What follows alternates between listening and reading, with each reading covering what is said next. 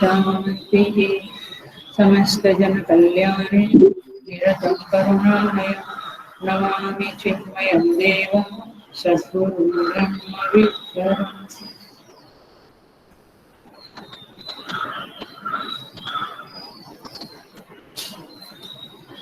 Okay. So I welcome all of you with great love and great respect in this Shweta Upanishad, Adhyay 2, Chapter 2, Shloka number 3. But we will chant from first. Yunjana Prathamam Manaha Tattvaya Savita Dhiyaha Agnirjyotirnichaya Prithivya Adhya Bharata Yuktena Manasa Vayam Devasya Savitum Save Tuvargayaya Satya. Third number. Yuktva manasa devan suvaryato dhiyadivam bruhajyotik parishyatah savita prasuvatita yunjate mana uta yunjate dhiyah viprasya bruhato vipaschitah vihodradadhe vayuna videka Inmahi devasya savitu parishkrutihi yujevam brahma puryam namovihi vishloka etu patyeva surehi shunvantu visve amritasya putra aye dhamani divyani tastudu.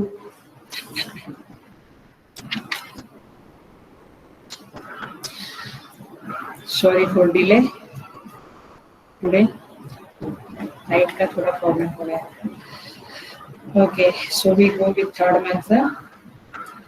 युक्त्वाय मनसा देवान् सुवर्यतो धिया दिवस. युक्त्वाय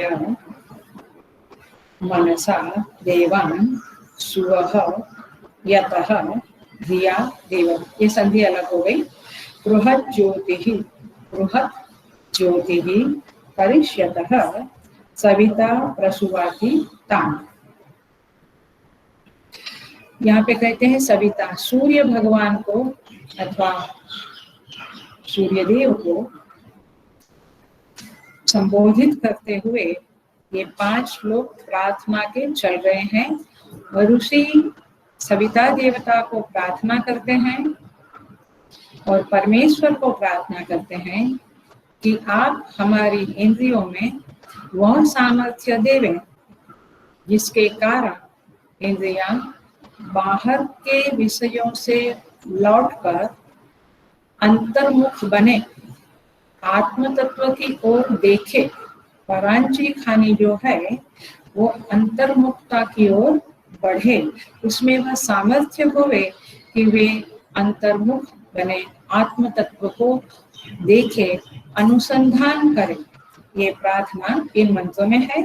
तो हर एक मंत्र का अलग अलग तरह से प्रस्तुत होना है. तो इस मंत्र में कहते हैं हे सविता देवता, सबको उत्पन्न करने वाले देव परमेश्वर, सुवह माने स्वर्गादि लोकों में और दिवम माने आकाश, स्वर्गादि लोक और आकाश में. यतः माने गमन करने वाले तथा बृहत् ज्योतिः करिष्यतः. बृहत् माने बहुत भारी, ज्योति माने प्रकाश, करिष्यतः माने फैलाने वाले, बड़ा भारी प्रकाश फैलाने वाले. तान देवान उन देवताओं को. कौन से देवताओं को? जो मन और इंद्रियों के अधिष्ठात्र देवता है उनको. किसको?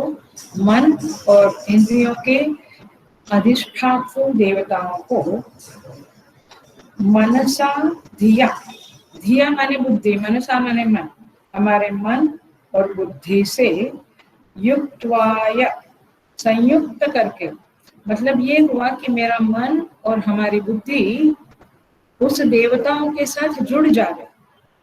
मतलब वे देवता हमारी बुद्धि और मन में, हमारी इंद्रियों में, हमारे प्राणों में शक्ति सामर्थ्य देवे। क्योंकि आखिर जो हम देख रहे हैं, सुन रहे हैं, ये सब कुछ किसकी कृपा से है? उन देवताओं की कृपा से है। तो वे देवता क्या करें? हमारे इंद्रियों में सामर्थ्य देवे, शक्ति देवे। कैसी शक्ति देवे? युक्त्वाय, माने हम उस तत्व के साथ जुड़ सके, इस प्रकार की शक्ति देवे। उस प्रकार का प्रकाश, प्रकाश माने ज्ञान शक्ति को दान करने के लिए प्रसूवाति, प्रसूवाति माने प्रेरणा करता रहे।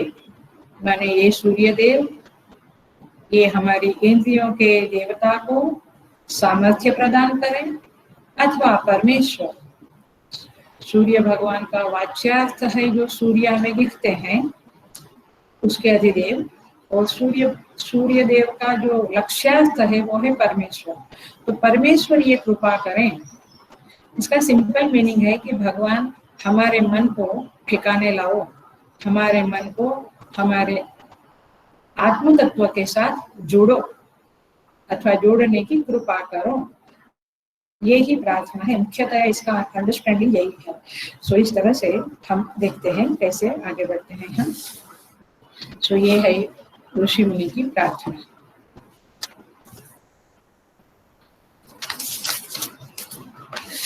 देखिए, पहली बात तो ये है कि प्रार्थना, पिछले क्लास में कहा था प्रार्थना, और कुछ लोगों ने अच्छा लिखा, विजया कुलकर्णी ने भी अच्छा लिखा है, आशा गोरे ने व्याहुति के ऊपर अच्छा बोला है, बाकी लोगों ने भी अच्छा कहा है। सो प्रार्थना क्यों? फिर से हम शुरुआत करते हैं, प्रार्थना क्यों? Why we should do prayer? प्रार्थना इसीलिए होती है और तब होती है जब हम उस कर्म को पूरा करने के लिए असमर्थ है। ऋषि क्यों प्रार्थना करता है कि मेरे मन को आत्म तत्व की ओर ले जाओ? क्योंकि हम स्वयं नहीं कर सकते हैं। We are not able to focus in that तत्व, उस परमेश्वर में फोकस करने के लिए हमारी सामर्थ्य कम पड़ती है। इसलिए अपनी न्यूनता की पूर्ति करने के लिए, हमारी कमियों को पूर्ण करने के लिए ये प्रार्थना की जाती है। Is it very clear? क्योंकि हे प्रभु, मेरी ताकत नहीं है, मुझ में सामर्थ्य नहीं है कि मैं कुछ करूं, माने मैं इस तरह से आत्म तत्व के साथ जुड़ूं, ये मेरी सामर्थ्य नहीं है। लेकिन आप मेरी इंद्रियों में वो ताकत दो, मेरी बुद्धि में वो ताकत दो कि मैं आत्म तत्व के बारे में चिंतन कर सकूं, अन्वेषण कर सकूं, अथवा उसके साथ जुड़ सकूं। सो इस तरह से जब हमारी प्रयत्न की सीमा आ जाती है, तब प्रार्थना का परिणाम शुरू हो जाता है, तब प्रार्थना का आविर्भाव होता है। सो इस तरह से यहाँ पे कहा गया है। परंतु एक क्वेश्चन आता है। क्या क्वेश्चन आता है? कि जो चीज मेरे भाग्य में नहीं है, अथवा प्रारब्ध से मुझे ये तकलीफें आने वाली है मेरे कर्म के फल स्वरूप, क्या प्रार्थना उसे दूर कर सकेगी? क्वेश्चन ख्याल में आया? क्वेश्चन इज क्लियर कि मेरे प्रारब्ध में कुछ समस्याएं हैं, कुछ कष्ट है, कुछ तकलीफें हैं, विपरीत परिस्थिति है। क्या प्रार्थना उस अशांति को, उस विक्षेप को दूर करने में, उस परिस्थिति को ठीक करने में समर्थ होती है? That's the question. तो देखो कैसे कहते हैं, जो कर्म का फल सामने आया है परिस्थिति के रूप में, वो तो अवश्यमेव भोक्तव्यम कृतम कर्म शुभाशुभम। किए हुए कर्म का फल जब सामने आता है तो वो तो भोगना ही है। तो फिर प्रार्थना करने से क्या लाभ होगा? देखिए, हमारे पास 3 प्रकार से अशांति अथवा विपरीत परिस्थिति आती है। एक है आध्यात्मिक तरह से, जो मन विक्षेप होता है, डिस्टर्बेंस होता है, अशांत होता है, वो आध्यात्मिक माने मन, बुद्धि, प्राण, इंद्रियां जब विवहल होते हैं, दे आर नॉट पीसफुल, तो उसे कहते हैं आध्यात्मिक अशांति। ये सब अध्यात्म है, मन, बुद्धि, चित्त, अहंकार, ये सारा कुछ क्या है कि जब अपने को विक्षेप आता है, जैसे अभी आ रहा है, उस विक्षेप को कहेंगे अधिभौतिक विक्षेप। और फिर एक है अधिदैविक, जहाँ पे सुनामी है या ये जैसे कोरोना है, बारिश बहुत है, उसको कहेंगे अधिदैविक विक्षेप। तो अधिदैविक, अधिभौतिक और आध्यात्मिक, ये 3 प्रकार के जो विक्षेप है, उस विक्षेप से आने वाली अशांति को क्या प्रार्थना दूर कर सकती है? तो क्वेश्चन आएगा नहीं भैया, तो फिर हम क्यों प्रार्थना करते हैं? फिर प्रार्थना का मतलब क्या है? सुनिए, why we should do the prayer. It will, ऐसा नहीं है कि वो कर्म का फल नलिफाई हो गया, लेकिन क्या होता है देखिए, उस प्रार्थना के कारण हमारे अंदर एक प्रकार का बल उत्पन्न होता है। हमारा अंतःकरण बलवान होता है प्रार्थना के कारण, क्योंकि हम उस विराट सत्ता के साथ जुड़ जाते हैं। चूंकि हम विराट सत्ता के साथ जुड़ जाते हैं, इसलिए हमारे अंदर एक बल प्रकट होता है, और उस बल के कारण जो अंतःकरण में एक बल आया, एक सामर्थ्य आया, एक प्रसन्नता आई, उसके कारण जो परिस्थिति है वो छोटी हो जाती है। Are you getting the point? प्रार्थना का क्या मतलब है? प्रार्थना का ये मतलब है कि परिस्थिति को बदलता नहीं है, परिस्थिति में कोई फर्क नहीं पड़ता है, लेकिन अंतःकरण का बल इतना बढ़ जाता है कि वो परिस्थिति को डील करने में अथवा परिस्थिति का सामना करने में बहुत समर्थ हो जाता है। एंड दैट्स वेयर द प्रार्थना वर्क्स, द प्रेयर वर्क्स। ख्याल में आता है प्रेयर का क्या हिस्सा है?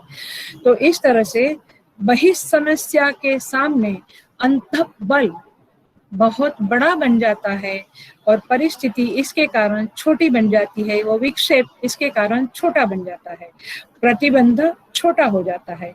तो इसीलिए ये प्रार्थना हो, सत्संग हो, भजन कीर्तन हो, जप हो, मेडिटेशन हो, ये सारी चीजों के कारण आत्मबल बढ़ता है, जिसके कारण परिस्थिति छोटी बन जाती है, अर्थात कि परिस्थिति को डील करने का बल हमारे अंदर बढ़ने के कारण ये सामर्थ्य आने के कारण हम उसे अच्छी तरह से डील कर सकते हैं। So that's the reason why how a prayer works. तो प्रारब्ध के ऊपर परिस्थिति का प्रभाव नहीं पड़ता है, प्रारब्ध का जो फल है वो तो वैसा का वैसा है, लेकिन हमारा अंतःकरण, हमारा स्वभाव बदलता है, और अंतःकरण बदलता है इसका अर्थ ये हुआ कि हमारे अंदर राजस है तो हम सात्विक बनते हैं, तमस है तो हम राजसिक बनते हैं, माने हम ऊपर उठते हैं, हमारे अंदर की परिस्थिति में मनस्थिति हमारी बलवान बनती है, ऊपर उठती है। और इसीलिए ये परिस्थिति को जब हम रिस्पॉन्ड करते हैं, तो हमारी परिस्थिति के प्रति का रिस्पॉन्ड जो है वो अलग होता है। हर एक व्यक्ति को हर एक टाइप की परिस्थितियां आती है, माने अलग अलग टाइप की परिस्थितियां आती है, और हर एक व्यक्ति परिस्थितियों के साथ जो रिस्पॉन्ड करता है वो अलग अलग तरह से होता है। चाहे एक ही परिस्थिति हो, but everybody, many of them are responding in a different way. तो जब परिस्थिति के सामने अलग अलग रिस्पॉन्ड होता है, तो जिसने प्रेयर किया है, जप तप ध्यान ये सब किया हुआ होता है, उसका परिस्थिति को देखने का नजरिया और परिस्थिति को रिस्पॉन्ड करने की जो शैली है, जो एक कला है, वो अलग होती है। और इसके कारण वह जो, अब देखना अब मैं क्या बोल रही हूँ, जब परिस्थिति को रिस्पॉन्ड हम एक अलग तरह से करते हैं, बेटर वे में करते हैं, बढ़िया तरह से करते हैं, तो हमारा, लिसन केयरफुली, तो हमारा आगामी कर्म भी बढ़िया हो जाता है। आया? क्योंकि I responded the situation in a very dignity way, very nice way, बहुत अच्छी तरह से मैंने इसको परिस्थिति को रिस्पॉन्ड किया, तो मेरा आगामी कर्म भी बहुत अच्छा हो गया। तो इसीलिए प्रार्थना से दो प्रभाव मालूम पड़ता है। एक तो अंदर का बल बढ़ा तो सिचुएशन ने मुझे बहुत दुख नहीं दिया विपरीत परिस्थिति में, और दूसरी बात कि चूंकि मेरा बल बढ़ा तो मैंने रिस्पॉन्ड अच्छी तरह से किया, तो मेरा आगामी कर्म जो है वो बढ़िया बन गया, माने उसकी क्वालिटी और क्वांटिटी बहुत बढ़िया बन गई। तो इस तरह से प्रार्थना का बहुत बड़ा बल है और बहुत बड़ा रोल है हमारे जीवन में। तो इसीलिए ऋषि भी इस श्वेताश्वेतर उपनिषद में रिस्पॉन्ड कर रही है, माने ऋषि भी इस तरह से रिस्पॉन्ड कर रहे हैं, इस तरह से प्रार्थना करके परिस्थिति को सुगम बनाने के लिए, परिस्थिति को अनुकूल बनाने के लिए प्रार्थना कर रहे हैं। सो इसको कहेंगे युक्त्वाय। युक्त्वाय माने जोड़ने के लिए, हमारे मन को उस परमात्मा से, उस तत्व से जोड़ने के लिए ऋषि प्रार्थना कर रहा है। किसको जोड़ने के लिए? मन और बुद्धि को, माने इंद्रियों को, प्राणों को, धिया शब्द में सब कुछ आता है, तो इन सबको जोड़ने के लिए प्रयत्न करता है, प्रार्थना करता है। किसको प्रार्थना करता है? सविता देवता को, जो वाच्यार्थ में हमें दिखने वाला सविता देवता है, सूर्य भगवान है, उसे, अथवा लक्ष्यार्थ में परमेश्वर को प्रार्थना करता है कि आप उन देवों को कहो कि हमें सामर्थ्य दे और हम आत्मा के साथ जुड़े। सो दिस इज व्हाट युक्त्वाय। अब देखिए,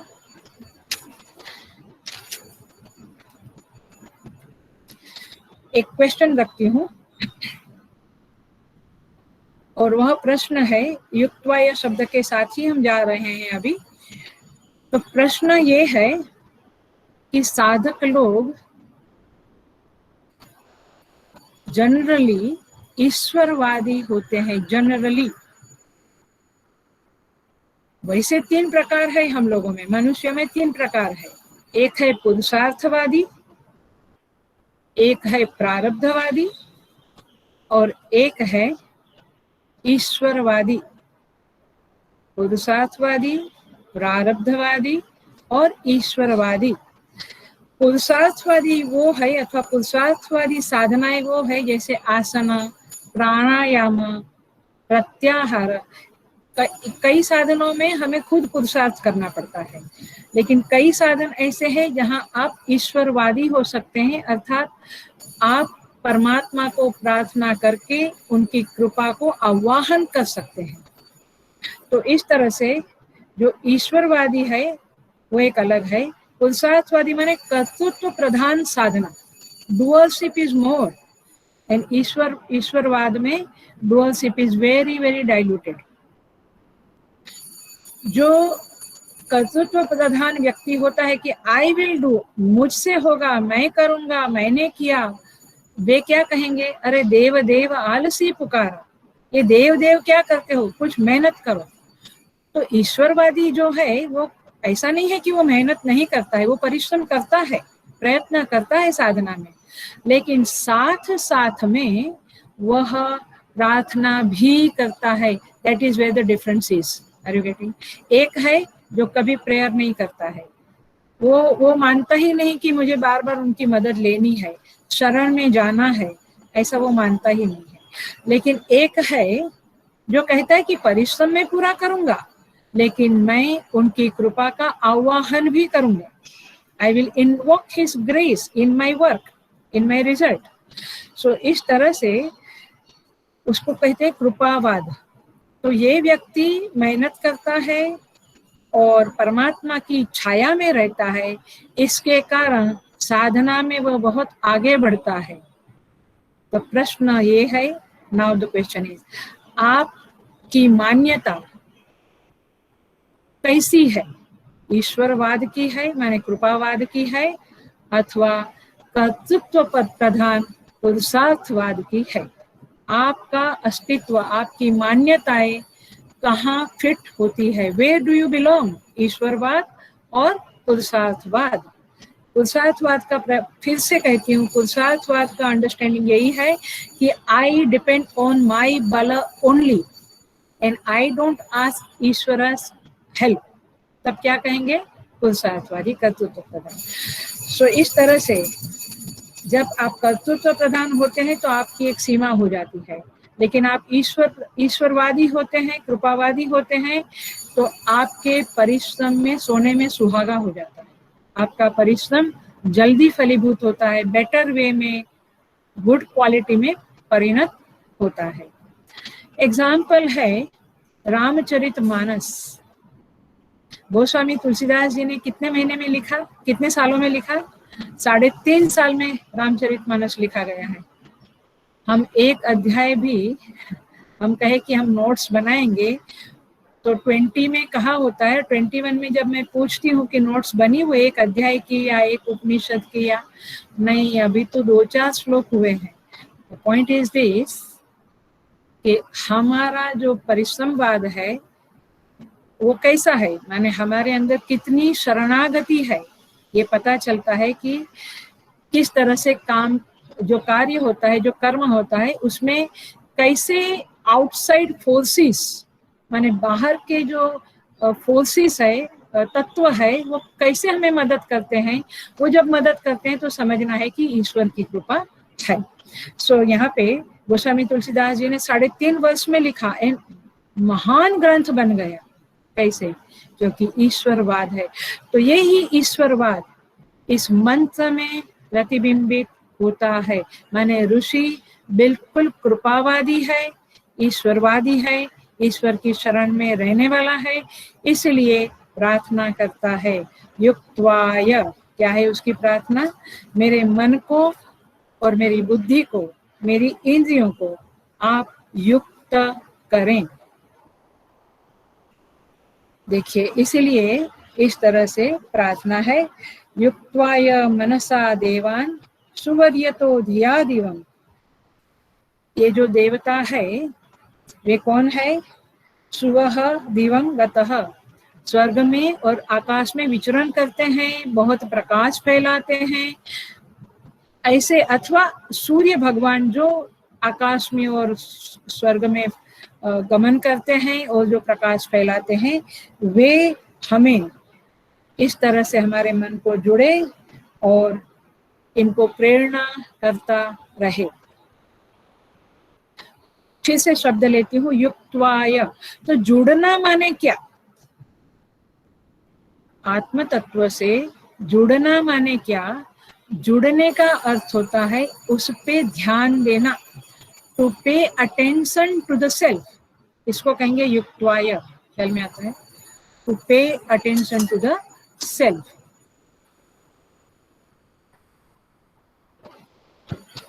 आत्मा की तरफ ध्यान देना।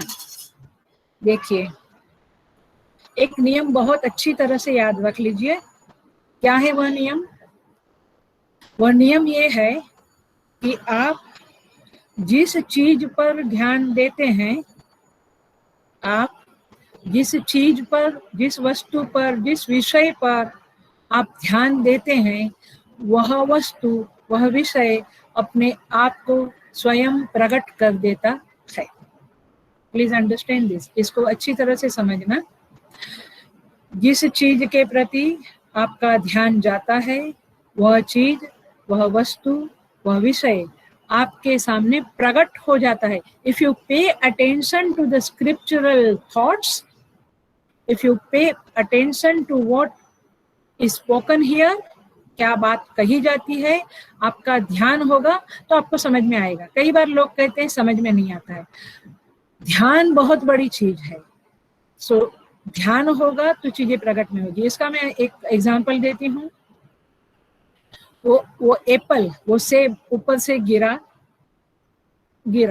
उसके प्रति ध्यान गया, ध्यान दिया, तो क्या मिला आपको? लॉ ऑफ ग्रेविटी मिला। सो इस तरह से आप शरीर के विकारों के प्रति, परिवर्तनों के प्रति ध्यान देवें तो आपको अंदर का जो रोग है अथवा अंदर के जो चेंजेस है वो ध्यान में आ जाएगा। माने मतलब कि आपको वे प्रकट हो जाएंगे। You will be able to understand that. चिकित्सा शास्त्र कैसे निकला है, मेडिकल साइंस कैसे निकला है? शरीर के अंदर के परिवर्तन और विकारों के प्रति जब साइंटिस्टों ने ध्यान दिया तब तो पता चला। ख्याल में आ रहा है? तो हम कहते हैं कि हमें समझ में नहीं आता है, इसका कारण है ध्यान नहीं देते। तो युक्त्वा का अर्थ है ध्यान देना। तो आत्मा के प्रति ध्यान देना, उसके लिए आप हमें मदद करें, ये प्रार्थना है। महर्षि पाणिनि बहुत बड़े व्याकरणकार बन गए, उनका पाणिनि व्याकरण बहुत फेमस है। उनको भगवान शंकराचार्य जी ने लिखा है सर्वज्ञ तुल्य। वे सर्वज्ञ है, लेकिन पहले वे मंद प्रज्ञा थे। कैसे थे? मंद प्रज्ञा, उनको कुछ समझता नहीं था। लेकिन उन्होंने माहेश्वर भगवान की, भगवान शंकर की आराधना की, तो माहेश्वरी सूत्र प्रकट हुए। मतलब कि उनके अंदर ज्ञान प्रकट हुआ। जो मंद प्रज्ञा थे वे अब ज्ञानवान सर्वज्ञ बन गए। कैसे बने? माहेश्वर की आराधना करके। आराधना माने ध्यान करके। जप करना माने ध्यान ही करना, क्योंकि तद जपः तदर्थ भावनम। जिनका जप करते हो उनका ध्यान करो, उनके गुण का, उनके रूप का, उनकी लीलाओं का ध्यान करो, तब जाके वो जप फलेगा, तब जाके वह चीज आपके सामने प्रकट होगी। तो परमेश्वर का ध्यान आप उस तरह से करें कि उनका जो महिमा है, उनका जो तत्व है, वो आपके सामने प्रकट होवे। और वो होता है। ये ऋषि मुनि लोग क्यों पर्वतों की गुफा में, जंगल में ध्यान करने जाते थे? क्योंकि परमेश्वर जब ध्यान करते हैं तो अपने आप को प्रकट करते हैं। मैं कहूंगी हम लोगों का जो रूटीन लाइफ है उसमें भी थोड़ा ध्यान हो गया अपना अच्छे से, तो हम कहते हैं भगवान आज कुछ इस तरह से संकेत कर रहे थे, he was telling to me something. ऐसा होता है, हम कहते हैं ना भगवान ने मुझसे आज ये कहा, ऐसा होगा अथवा ऐसा करना चाहिए। इसका मतलब क्या है कि you got connected with that higher power, with that Bhagwan. So इस तरह से। लेकिन प्रकट करना, अपने आप को अनावृत करना भगवान के जिम्मे है, उनकी जिम्मेवारी में आता है। लेकिन ध्यान करना, ध्येय का चुनाव करना। ध्येय का चुनाव करना माने जब आप श्रवण करते हो, मनन करते हो, तो आपको ये मालूम पड़ता है कि मुझे जीवन में लक्ष्य क्या होना है, आखिर में मेरा ध्येय क्या है। तब उस कौन से ध्येय का मैं चुनाव करता हूँ। तो ध्येय का चुनाव माने मैं परमात्मा का चुनाव करता हूँ, अंतःकरण की शुद्धि का चुनाव करता हूँ, या मेरी वाणी में वो ताकत आवे कि मैं जो बोलूं वो सत्य होवे। आप क्या ध्येय रखते हैं जीवन में? या मैं विश्व को प्रेम करूं, विश्व की सेवा करूं, आपका ध्येय क्या है? तो ध्येय का चुनाव और उस ध्येय में लंबे समय तक टिके रहना, ये दो चीजें आपके जिम्मे आती है। That is your choice, it is, इसकी रिस्पॉन्सिबिलिटी आपकी है। लेकिन उसे, उस चीज को हो जाने देना अथवा अनावृत होना, उसका ज्ञान होना, ये परमेश्वर के हाथ में है। जब आप गहराई में ध्यान करते हैं तो परमेश्वर उन चीजों को खोल देता है, उन चीजों को प्रकट कर देता है। इसीलिए आप यदि विषयों का ध्यान करते हैं, देखो मैं अलग पाटे पे चढ़ गई, मैंने उसका विपरीत बात बोलने लगी, क्योंकि कभी कभी विपरीत बोलने से जो अनुकूल है उसका ख्याल आता है। आप यदि विषयों का ध्यान किया तो कौन सा श्लोक है? ध्यायतो विषयान् पुंसः संगस्ते सुपजायते संगात् संजायते कामः कामात् क्रोधोऽभिजायते क्रोधात् भवति सम्मोहः सम्मोहात् स्मृतिभ्रंशः स्मृतिभ्रंशात् स्मृतिविभ्रमः स्मृतिभ्रंशात् बुद्धिनाशः बुद्धिनाशात् प्राणश्यति। तो आप विषयों का ध्यान करेंगे तो विषय जो अनित्य है, जो नाशवान है, आप उधर चले जाएंगे, और आप नित्य का, आत्मा का, शुद्ध जो तत्व है उसका ध्यान करेंगे। तो आपका क्या होगा? तो आप शुद्धि की तरफ जाएंगे, आपका अंतःकरण शुद्ध होगा। सो इस तरह से ध्यान की बड़ी महिमा है। और भगवान यहाँ पे ऋषि कहता है युक्त्वा। युक्त्वा माने जुड़ना। कैसे जुड़ना? कैसे जुड़ना?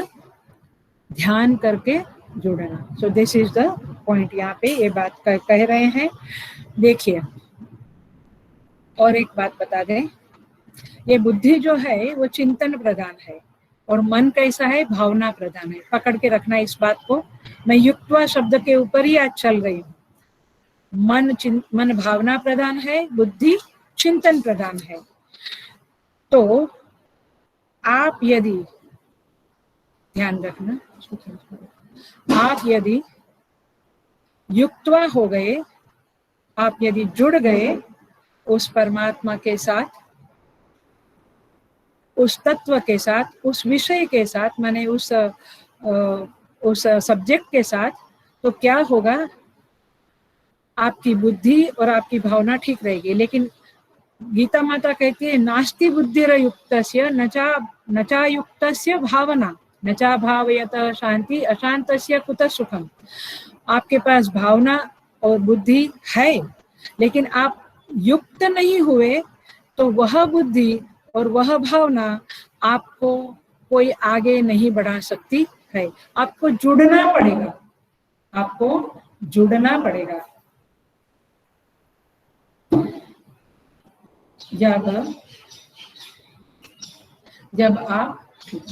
जब आप उस विषय के साथ जुड़ते हैं, उस समय में आपकी बुद्धि में उस विषय के बारे में प्रकाश आता है और आपके मन में वह सब्जेक्ट क्लियर दिखने लगता है। उसके साथ आप दृढ़ता से जुड़ जाते हैं। सो दिस इज व्हाट युक्त्वा शब्द का अर्थ है। युक्त बनो, जुड़ो, आप उस विषय के साथ जुड़ो। यहाँ पे है परमात्मा के साथ जुड़ना, परमात्मा के साथ जुड़ो। सो हम देखते हैं, आगे बढ़ते हैं। तो इस तरह से युक्त्वा शब्द का अर्थ है तान देवान, किसको प्रार्थना करते हैं, वे देवता हमारी इंद्रियों में वो प्रेरणा करे जिससे हम आत्मा के साथ जुड़ जावें। ठीक है, कौन से देवता कहते हैं, इंद्रियों के देवता, अंतःकरण के देवता, और माने अंतःकरण माने मन बुद्धि चित्त अहंकार के देवता, और 5 ज्ञानेंद्रियां और 5 कर्मेंद्रियों के देवता। अब देखो 5 ज्ञानेंद्रिय कौन सी है, श्रोत्र, चक्षु, त्वक, चक्षु, रसना, घ्राण।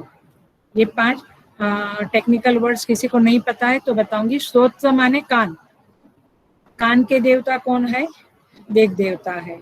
फिर त्वक, त्वचा के देवता, त्वचा माने स्किन, उसके देवता कौन है, वायु देवता है। फिर चक्षु, चक्षु के सूर्य देवता है।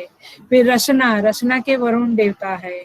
और फिर घ्राणेन्द्रिय, जिससे अपन स्मेल लेते हैं, उसके देवता है अश्विनी कुमार। और उसी तरह से कर्मेंद्रियों के देवता है वाक, पानी, पाद, उपस्थ, पायु। वाक माने वाणी, वाणी के देवता है अग्नि, जो हम बोलते हैं उसमें जो ताकत है वो अग्नि देवता की ताकत है। फिर हाथ, हाथ के देवता है इंद्र। पैर, पैर के देवता है विष्णु। उपस्थ, उपस्थ के देवता है प्रजापति। और पायु, जहाँ से हम मल विसर्जन करते हैं, उसके देवता है यमराज अथवा मृत्यु देवता। तो ये सारे देवताओं को हे प्रभु, हे सूर्य भगवान, आप इन सारे देवताओं को प्रेरणा करें कि वे हमें आत्म तत्व की ओर जाने में मदद करे, सामर्थ्य दे, शक्ति दे। आया ख्याल में? Is it, are you understanding? मुझे लगता है कि इससे अच्छी प्रेयर और कोई नहीं हो सकती है, क्योंकि धन दो, मान दो, यश दो, कीर्ति दो, बेटा दो, बेटी दो, ये यात्रा सफल होवे, ये काम सफल होवे, बहुत कुछ मांगा हम।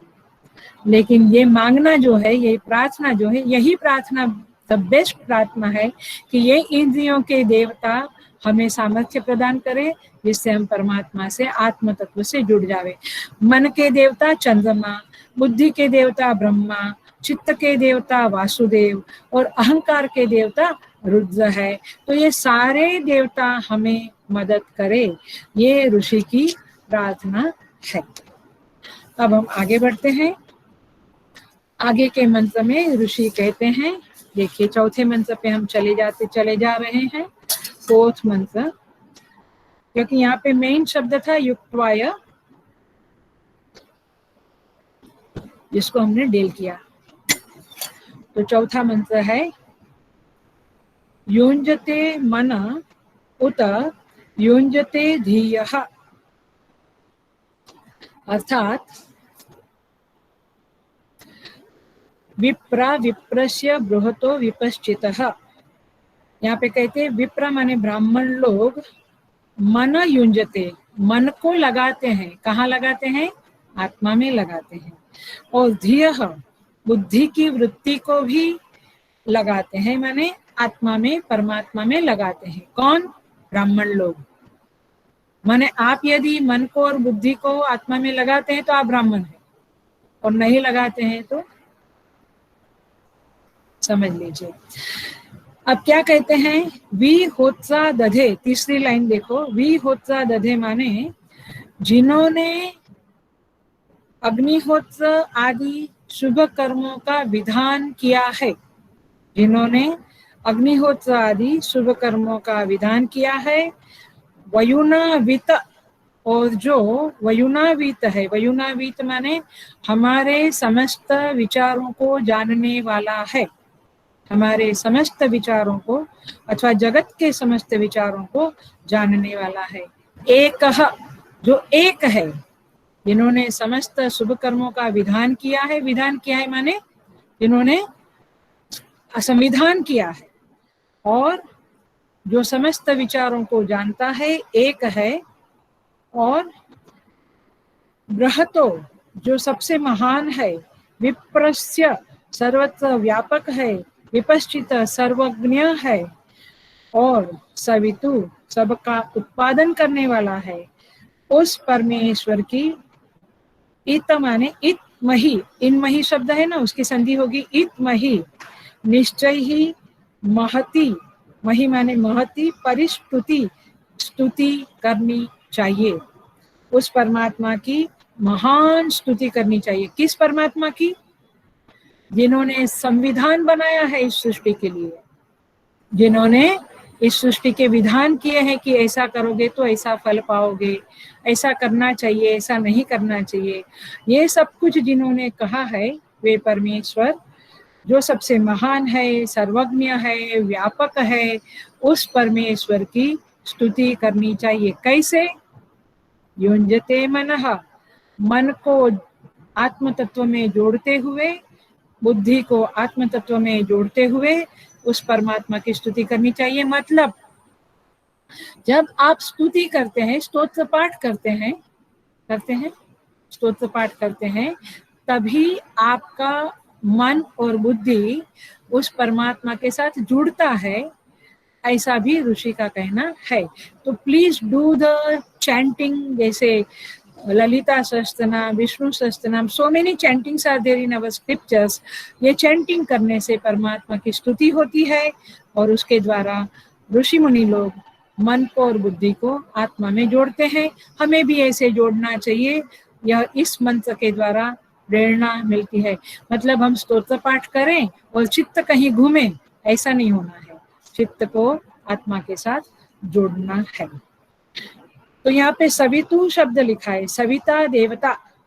तो अब हम जरा देखेंगे कि ये सविता देवता की आराधना माने सविता देवता की प्रार्थना करते हुए कैसे हम आत्म तत्व के साथ जुड़ सकते हैं।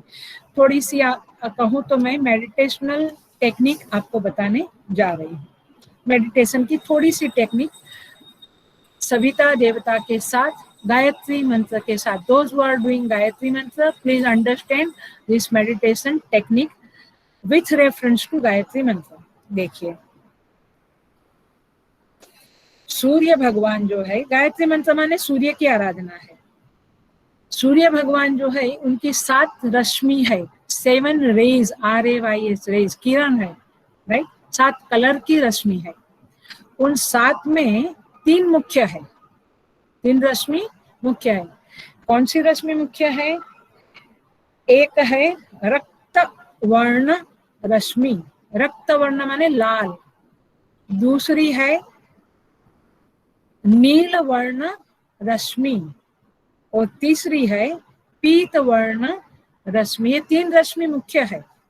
मैं गायत्री मंत्र का जप करते हुए मेडिटेशन की टेक्निक बता रही हूँ, प्लीज ध्यान रखना। ये 3 प्रकार की रश्मि है, रक्तवर्ण, नीलवर्ण, पीतवर्ण। अब ये जो 3 प्रकार की रश्मि है, तो सुबह की जो रश्मि है वहां रक्तवर्ण प्रधान है, विशेष है। दोपहर की जो है मध्याह्न काल की, वह है नील वर्ण, थोड़ी ब्लूइश। और तीसरी जो संध्या काल की है, सायंकाल की रश्मि है, जो प्रधान है, वह है पीत वर्ण, येलोइश, ख्याल में आता है। तो इस प्रकार से 3 रश्मि मुख्य है। तो इसका मतलब ये हुआ, आप जब सुबह को ध्यान करते हैं तो रक्तवर्ण रश्मि का प्रभाव ज्यादा है, तो उसका ध्यान करें। दोपहर को ध्यान करते हैं तो नीलवर्ण की रश्मि का ध्यान करें, और शाम को पीतवर्ण की रश्मि का ध्यान करें। बट ये रश्मि केवल अधिभौतिक रश्मि का ध्यान नहीं है। ये क्या है? ये 3 जो रश्मि है वह बेसिकली ब्राह्मी, वैष्णवी और रौद्री शक्ति है। ख्याल में आ रहा है? तो जब आप सुबह को रक्तवर्ण रश्मि का ध्यान करें तो ब्राह्मी शक्ति का ध्यान करें। दोपहर को जब नीलवर्ण रश्मि का ध्यान करें तो वैष्णवी का ध्यान करें। वैष्णवी माने विष्णु की शक्ति, वैष्णवी। और सायंकाल में रौद्री शक्ति का ध्यान करें, क्योंकि सुबह जो होता है वो उत्पत्ति है, वो उठना है। हम सुबह उठते हैं, राइट? तो ब्रह्मा जी ने क्या किया? जगत को उठाया, उत्पन्न किया। इसलिए सुबह का समय में ब्राह्मी शक्ति का प्राधान्य है। रक्तवर्ण तो उठना माने जागना। दोपहर को हम कहते हैं खाना दोपहर को खाना है, क्यों? क्योंकि जो वैष्णवी शक्ति है वो पालन करती है, इसलिए दोपहर को वैष्णवी शक्ति का ध्यान होना है। ख्याल में आता है? उल्टा सुल्टा कुछ भी नहीं करना है। और शाम को क्या होता है? हम कहते हैं थक गए, अब हम क्या करते हैं? विड्रॉल करते हैं, उपसंहार करते हैं। सारी चीजों को क्या कहते हैं? करते हैं हम एकत्र करके रख देते हैं कि आप कल करेंगे। आ रहा है ख्याल में? तो शाम की जो शक्ति है, तो सूर्य भगवान भी क्या करते हैं? शक्ति को विड्रॉल कर लेते हैं, अपने किरणों को विड्रॉल करते हैं। तो रुद्री शक्ति, जो रौद्री शक्ति है रुद्र की, वो क्या करती है? संहार करती है। तो इस तरह से शाम को हमारी इंद्रियों की भी शक्ति का संहार होता है, बाहर रश्मियों का संहार होता है। और इस तरह से ये प्रकृति का चक्र को गायत्री मंत्र इंगित करते हैं, हमें बताते हैं कि गायत्री मंत्र में कैसे समस्त प्रकृति का समन्वय हुआ। ख्याल में आ रहा है? इसको ही कहते हैं महाकाली, महालक्ष्मी, महासरस्वती, आप जैसे भी बोलो, बट इन 3 शक्तियों का खेल है सारा। और इस तरह से गायत्री मंत्र करने वाले को जब वो मंत्र करते हैं तो ये तीनों शक्तियों का भी ध्यान करना चाहिए। और यही गायत्री मंत्र के ध्यान की टेक्निक है। उसको कहेंगे एक समझ है, एक प्रक्रिया है कि आप केवल मंत्र धमाधम धमाधम मत बोलिए, भूर्भुवः स्वः तत्सवितुर्वरेण्यम, ऐसे मत करिए।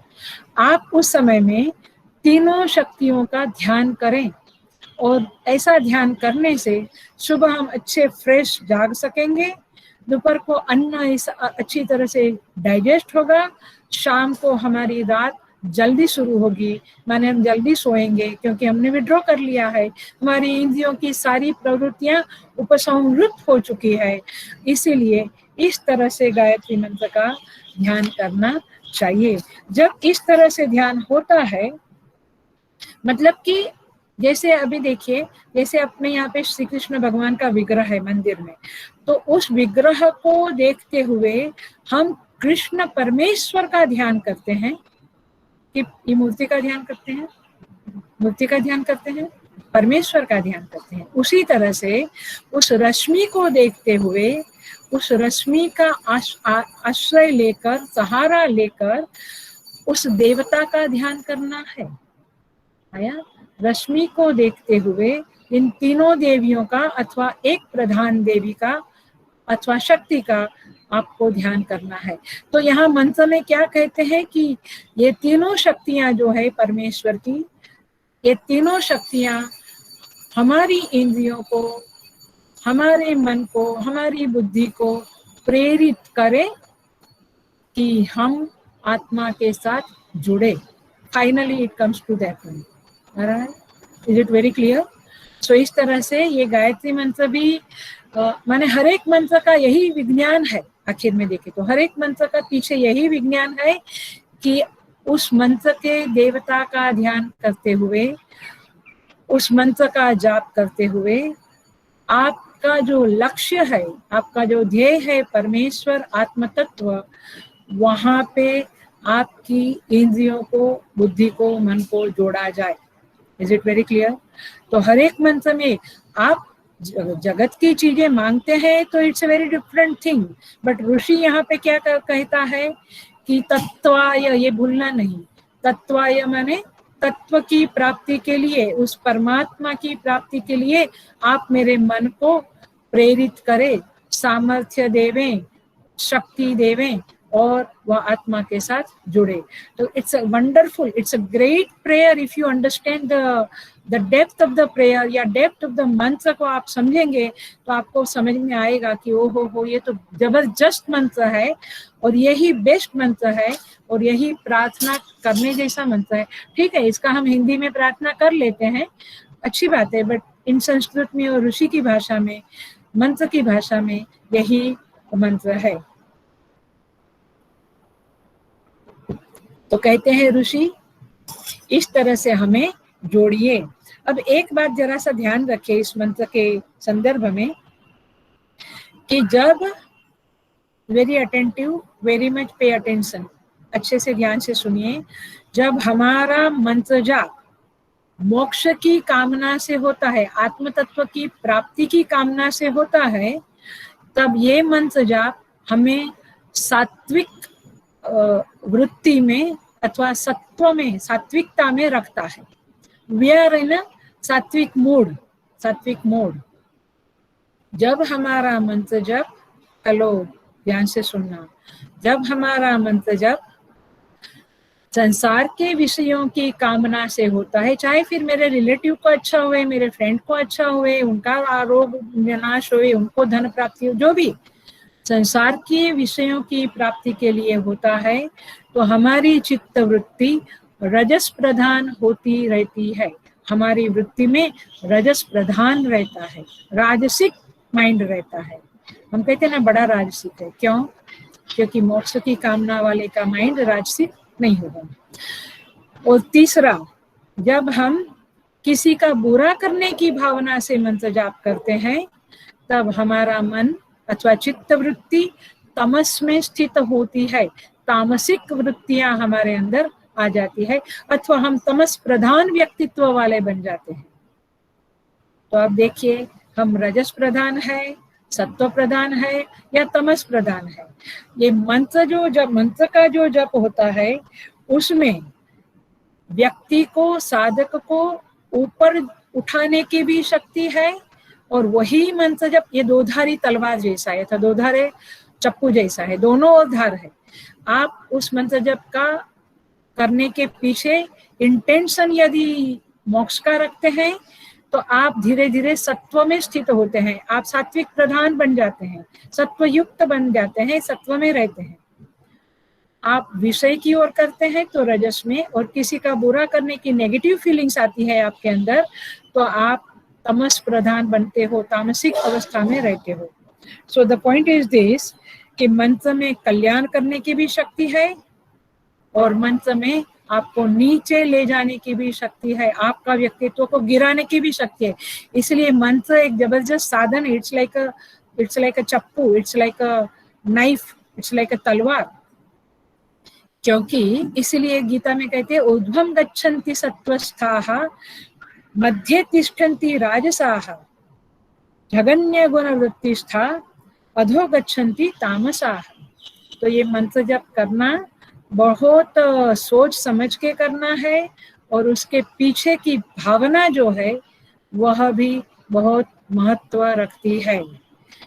इसलिए जनरली मैं लोगों को कहती हूँ और आचार्य लोग हमें कहते हैं कि कभी भी मंत्र जप या कुछ साधना करें, आप कुछ 108 हनुमान चालीसा किया, 108 विष्णु सहस्त्र नाम का पाठ किया, 11 बार गीता पाठ किया, आप कुछ भी करो, लेकिन संकल्प रखो। Am I not telling everybody? संकल्प is a very very important thing, क्योंकि संकल्प आपका क्या है उसके आधार पे आपका व्यक्तित्व प्रधान बनता है, सत्व प्रधान, रजस प्रधान और तमस प्रधान बनता है, और आपकी आगे की गति भी वैसे होती है। तो मंत्र जप इज नॉट ए जोक, उसके पीछे भी एक साइंस है। और मंत्र जप करते हुए, जैसे गायत्री मंत्र में मैंने बताया कि रश्मियों का सहारा लेकर देवियों को आराधना करनी है अथवा सूर्य भगवान की आराधना करनी है, और हमारे मन को तत्व में जुड़ना है। तो इस तरह से मंत्र का कैसे विनियोग करना, इसलिए अथा विनियोग ऐसा आता है, विनियोग कैसे करना, ये भी एक रहस्य है, यह भी एक विज्ञान है, एक शास्त्र है, इसे समझना पड़ेगा। इसी मंत्र में कहते हैं विहोत्रा दधे, मैं 2-4 शब्दों को ही लेती हूँ और आगे बढ़ती जाती हूँ। इसी सेकंड मंत्र में, माने 4 नंबर के मंत्र में कहते हैं विहोत्रा दधे। इसका अर्थ क्या है? उस परमात्मा ने जिसमें हम मन को और बुद्धि को जोड़ना चाहते हैं, उस परमात्मा ने इस संसार में कुछ कानून बनाए हैं, कुछ शुभ कर्मों के विधान किए हैं कि एक कर्म करने चाहिए, संविधान बनाए हैं। देखिए ये पूरा चौथा मंत्र है ना, आप समझ जरा ध्यान से देखेंगे तो it's nothing but the attributes of God.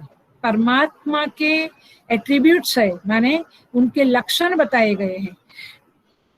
ये विप्रस्य माने सर्वव्यापक, सर्वज्ञ, संविधान बनाने वाले, देवता माने देव, वयुनाविद माने समस्त जगत के विचारों को जानने वाले, इत्यादि इत्यादि। मतलब कि ये मंत्र पूरा परमात्मा का एट्रीब्यूट आपके सामने रखता है। तो जिनको निधिध्यासन करना है, भगवान का ध्यान करना है, तो इन एट्रीब्यूटों का सहारा लेकर भी किया जाता है। जरा सा हम देखते हैं, विहोत्रा दधे, इसका अर्थ है जिनके संविधान से दुनिया चलती है। कभी कभी हमको लगता है हमारे कारण ये सब हो रहा है। Nothing is happening because of us. उनके ही कारण सब कुछ हो रहा है, जो भी हो रहा है, और हम उनके गुलाम। हुक्म अंदर सब कोई, बाहर हुक्म कोई नहीं। स्वामी जी का फेवरेट शब्द है। उनके हुक्म के अंदर ही सब कुछ चल रहा है। यहाँ तक हमारा शरीर भी उनके हुक्म के अंदर चलता है, उनके विधान के अंदर चलता है। हमारा मन भी, हमारी बुद्धि भी उनके विधान के अंदर चलती है। इसलिए ऋषि कहता है बुद्धि को जोड़ो। बुद्धि को जोड़ो माने हमारे संस्कार ही हमारी बुद्धि को प्रेरणा करते हैं। तो वो संस्कार हमारे शुद्ध होंगे तो हमारी बुद्धि शुभ कर्मों में जाएगी। तो हर एक चीज, अपने शरीर की, अपनी पर्सनालिटी की हर एक फैकल्टी ऑल्सो वर्क्स इन कानून, उस परमात्मा के कानून में काम करती है। अच्छा, मैं उसका एग्जांपल दूं।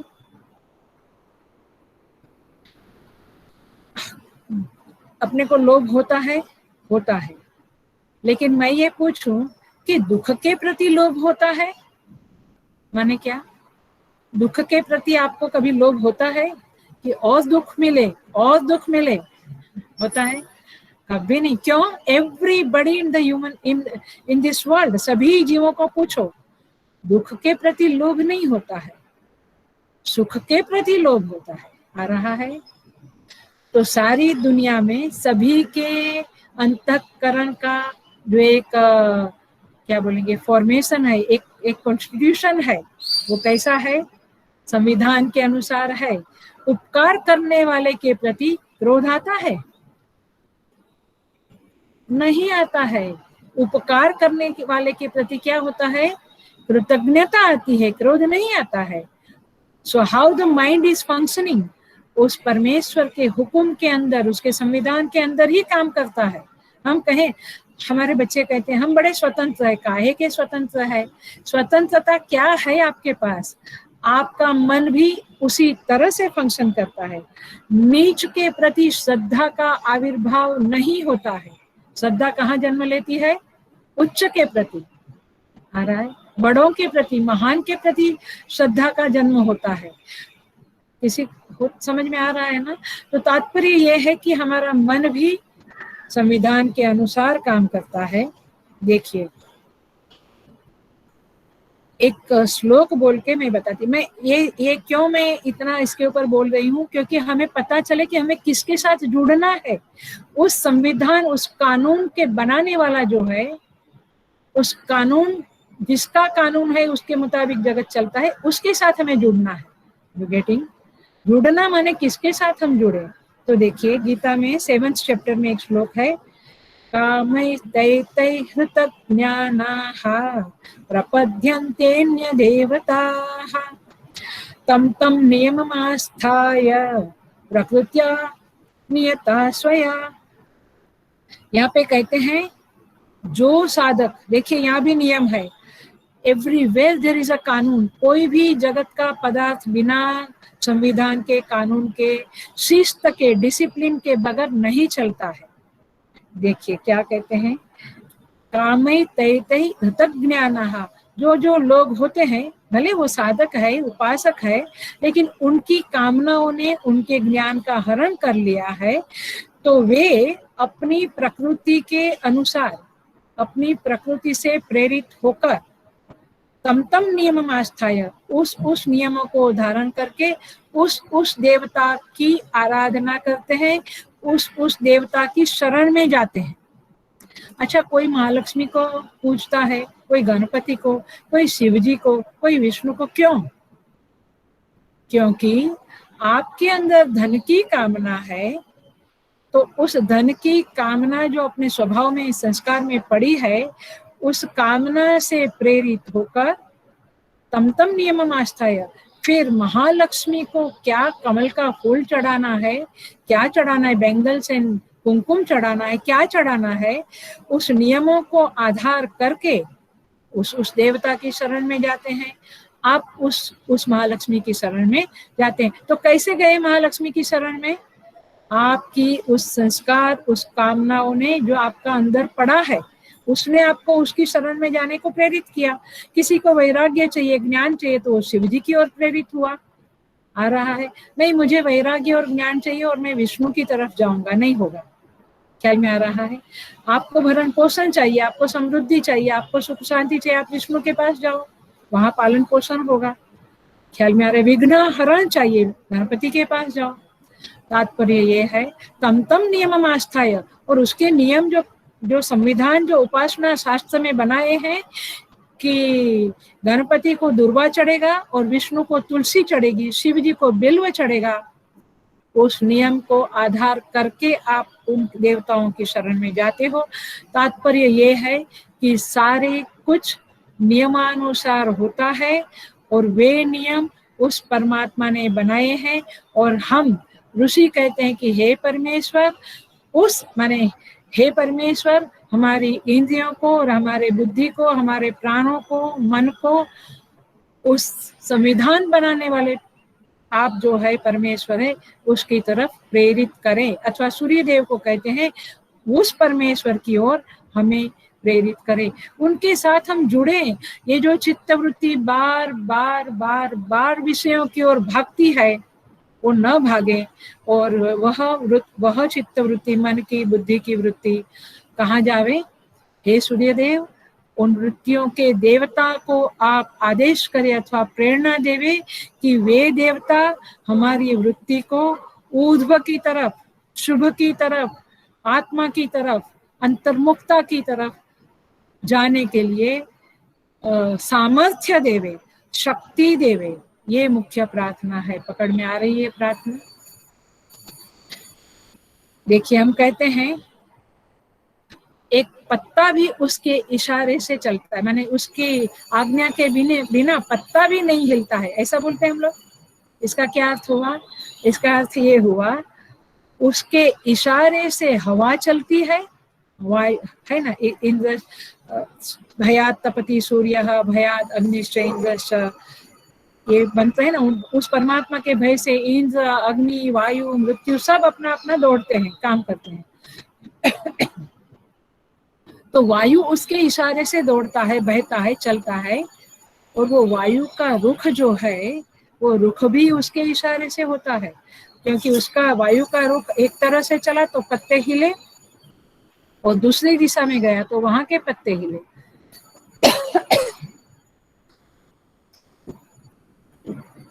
तो इस तरह से यहाँ पे कहा गया है कि परमात्मा के नियम के अनुसार, नियमानुसार, उसके कंट्रोल में, उसके वश में, उसकी आज्ञा से सारा जगत चल रहा है। उस परमात्मा में मेरा मन और मेरी बुद्धि, मेरी इंद्रियां जुड़ जावे। Very difficult and very easy when you pray. जब आप प्रे करते हैं, जरूर ये घटना आपके जीवन में घटेगी। फिर आपकी जो आंख है वो केवल परमात्मा का दर्शन करना चाहेगी, कान केवल शास्त्र सुनना चाहेंगे, और रचना माने वाणी केवल परमात्मा का नाम लेना चाहेगी, और मन केवल परमात्मा के का चिंतन करेगा, उसका स्मरण करेगा, चित्त उसका स्मरण करेगा। इस तरह से आपका सारा पैकेज जो है वह परमात्मा में जुड़ेगा। लेकिन ऐसे नहीं जुड़ेगा, मैंने पहले ही बोला, पुरुषार्थवादी, ईश्वरवादी। आप कहेंगे मैं करूंगा, मैं करूंगा। आप परिश्रम करना है, प्रयत्न करना है, साधना करना है, लेकिन आप थोड़ा उसको प्रार्थना करो, ताकि वो विराट सत्ता के साथ जब हम जुड़ जाते हैं तो उधर से भी हमें सामर्थ्य, शक्ति मिलती है। और फिर हम इस तरह से अपने सारे पैकेज को, सारी फैकल्टी को हम उस ध्येय, उस लक्ष्य, उस परम तत्व, उस हायर बीइंग, उस विराट पुरुष की तरफ डायरेक्ट करने में समर्थ होते हैं। Are you getting? ख्याल में आ रहा है? सो यहाँ पे इस तरह से ये मंत्र है। ठीक है, तो हम यहाँ पे विराम लेते हैं, और चौथा मंत्र, जो 5वां मंत्र जो है वो हम आगे की क्लास में करेंगे। आज थोड़ा समय इसमें टेक्निकलिटी में गया, ठीक है, जो भी है वो। सो परमेश्वर से हम प्रार्थना करते हैं कि हमारे मन, बुद्धि और इंद्रियों को आप में जोड़े, हम आपसे जुड़ सके। ऐसी आप हमारे इंद्रियों के देवता, मन बुद्धि के देवताओं को प्रेरित करें और हम आपसे जुड़े। सभी साधकों के प्रति परमेश्वर इस तरह से कृपा करे। यही प्रार्थना करते हुए हम विराम लेते हैं। ओम पूर्णमदः पूर्णमिदं पूर्णात् पूर्णमुदच्यते पूर्णस्य पूर्णमादाय पूर्णमेवावशिष्यते। ओम शांति शांति शांति। हरि ओम। श्री गुरुभ्यो नमः। हरि ओम।